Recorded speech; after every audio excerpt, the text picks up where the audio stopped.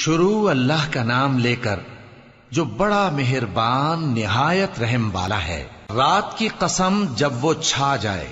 اور دن کی قسم جب وہ روشن ہو جائے، اور اس ذات کی قسم جس نے نر اور مادہ پیدا کیے کہ تم لوگوں کی کوشش طرح طرح کی ہے۔ سو جس نے اللہ کے رستے میں مال دیا اور پرہیزگاری کی اور بہترین بات یعنی کلمہ توحید کو سچ جانا،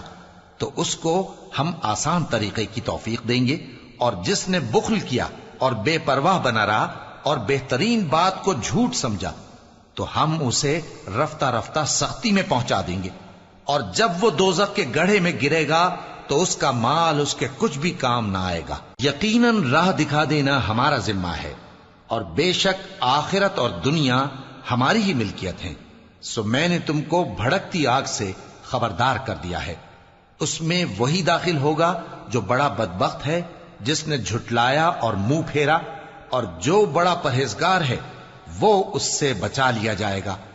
وہ جو اپنا مال دیتا ہے تاکہ پاک ہو، اور اس لیے نہیں دیتا کہ اس پر کسی کا احسان ہے جس کا بدلہ اتارا جائے، بلکہ اپنے رب اعلی کی رضامندی حاصل کرنے کے لیے دیتا ہے، اور وہ ان قریب خوش ہو جائے گا۔